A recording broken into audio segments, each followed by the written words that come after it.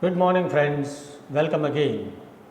Friends, in our previous video, we discussed the different types of lyric. We also discussed the characteristics of lyric, the definition of lyric and all. And in this lecture today, we want to discuss what an ode is in English literature. Friends, let's begin with the common definition of ode in English literature. Remember that ode is a kind of a lyric. So, all the characteristics that you find in lyric are also found in ode. Friends, ode is a very short poem. It is subjective by nature and it is written on one particular idea. In English literature, the ode is a short lyric poem which is mainly written to appreciate an individual personality, to talk good things about an idea or one event.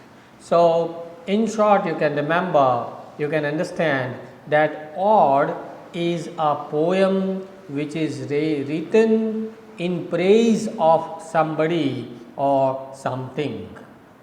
Clear? It is very serious in tone and it has some noble personality to present. Okay, noble personality is presented in the ode and he or she is praised by the poet. Say for example, if somebody wants to appreciate the works of some great writers or some political personality, then a poem which is composed to appreciate that person, that poem, that short lyrical poem is known as an ode. Okay, the word ODE, this word ode actually comes from Greek language. In Greek language, it was known as Aidein. Aidein, the spelling was Aeidein. And from this word Aiden, the word that we have received is ode. In Greek language, Aiden means to sing or to chant something. Okay, so it is but natural now that ode must have some musical quality. Why? Because this kind of poem is mainly written to be sung, to be chanted by the people. Okay, so music is an integral part of any ode in literature. Friends, ode is a different kind of a lyric. It is not similar to sonnets, to elegy or to ballad. It is different. Why? It is different primarily because of its structure. Odes have the structure kind of beginning, middle and end. In common language, common terms, you can understand that every ode is written in three parts. Okay. The first one is the introduction, second one is the middle, and the third one is the conclusion or the end. And these three parts in literary terms are known as the strophe, strophe, the strophe. Next one is the antistrophe and the third one is epode.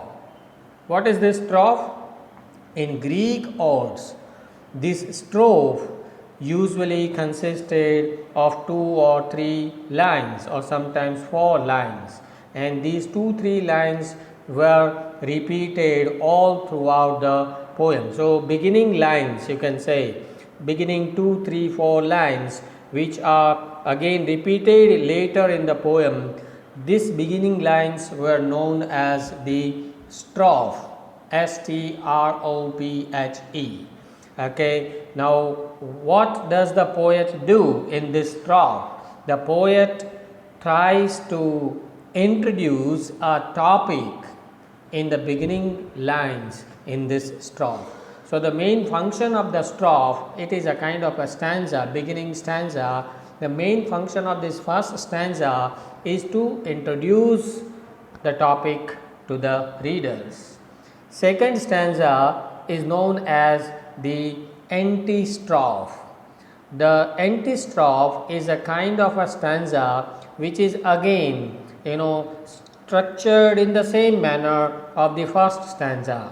But here the function of this second stanza, known as antistrophe, is to develop the theme. The theme or the idea which is introduced in the first stanza strophe is developed later in the second stanza, known as antistrophe. Okay, and the last and the third part of this structure of ode is the epode, E-P-O-D-E, epode. And this stanza, it has some different meter and different length from both the previous stanzas, right? The first two stanzas have the similar rhythm, similar meter, similar structure. But the last stanza, which is known as the concluding stanza, okay, this stanza, it has some different length, some different meter from the strophe and the antistrophe.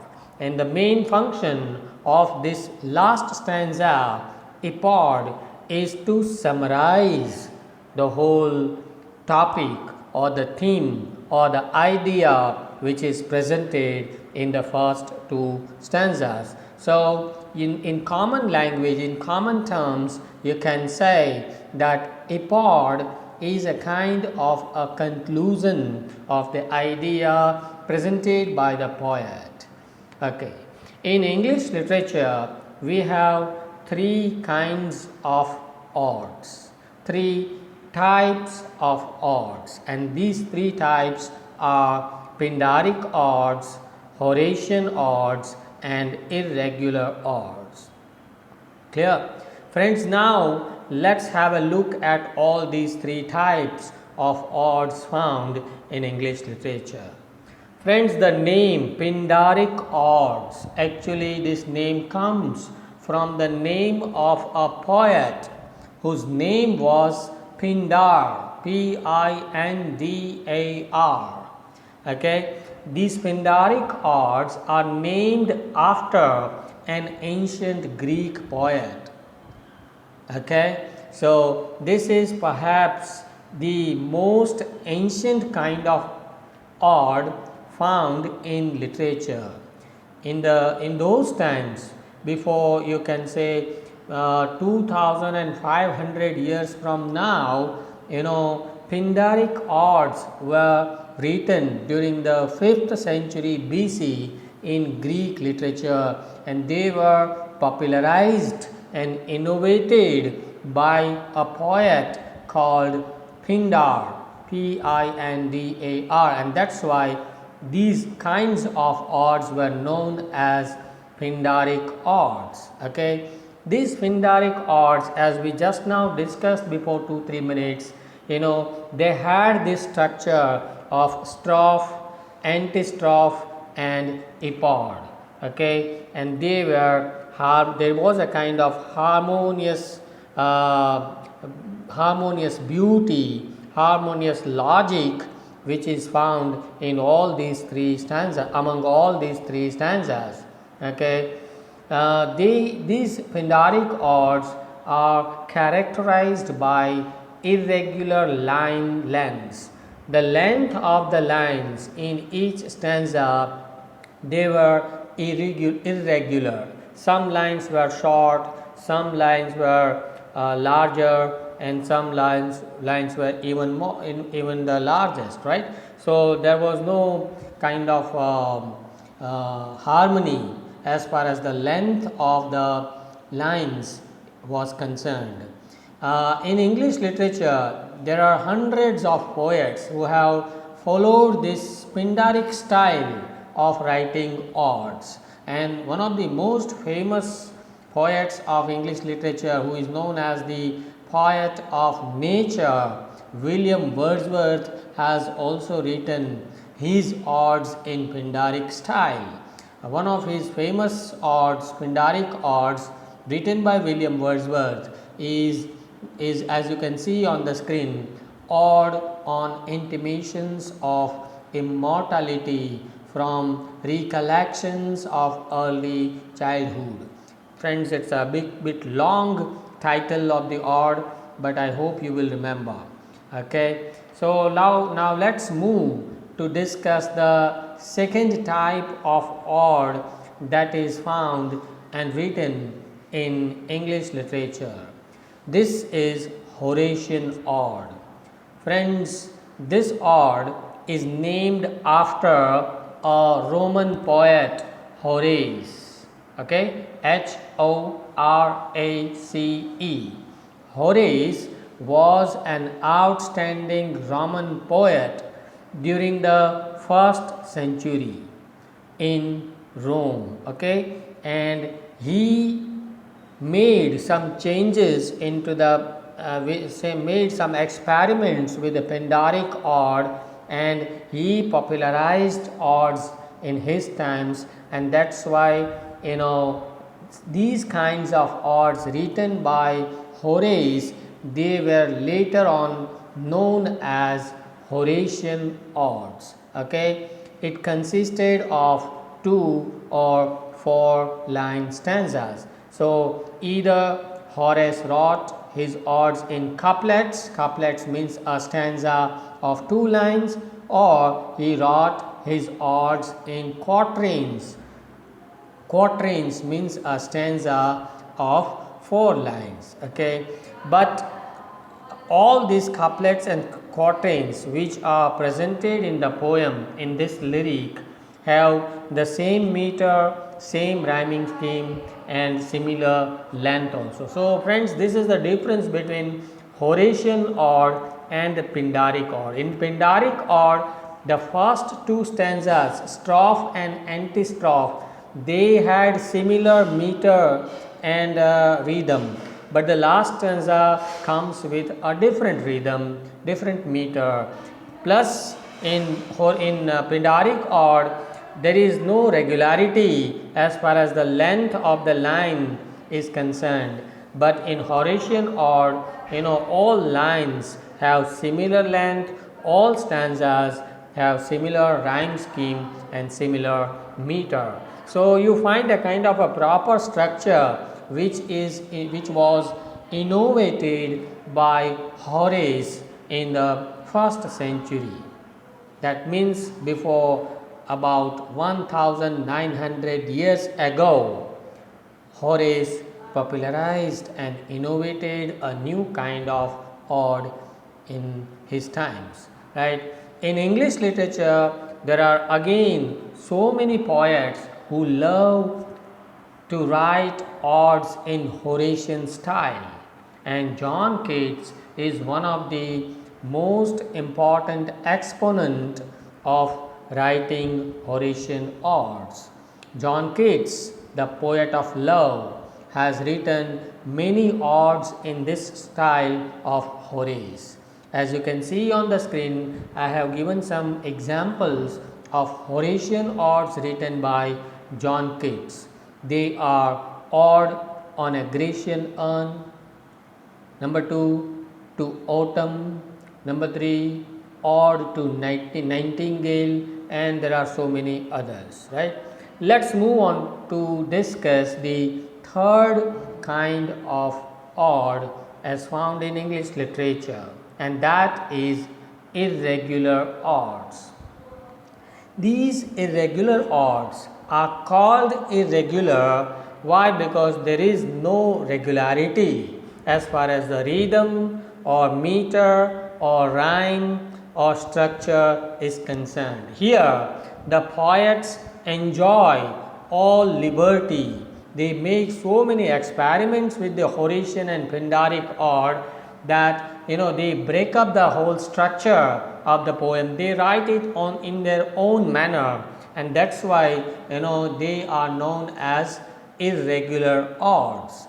These odes, they do not follow the Pindaric style, and they also do not follow the Horatian style.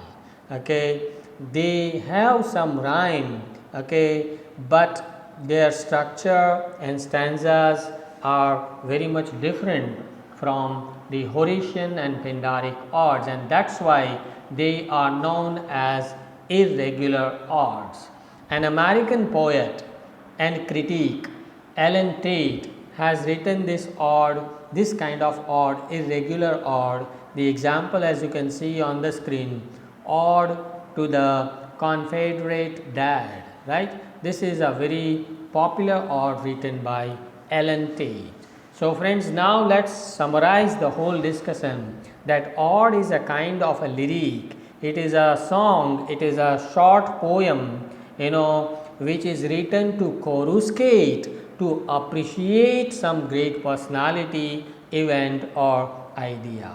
It is an ancient kind of poetry which was innovated by Pindar in Greek literature, and generally odes have three main stanzas known as strophe, antistrophe and epode.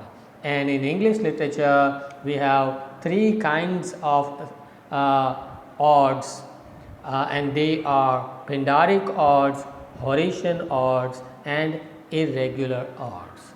Friends, here we come to the end of this discussion.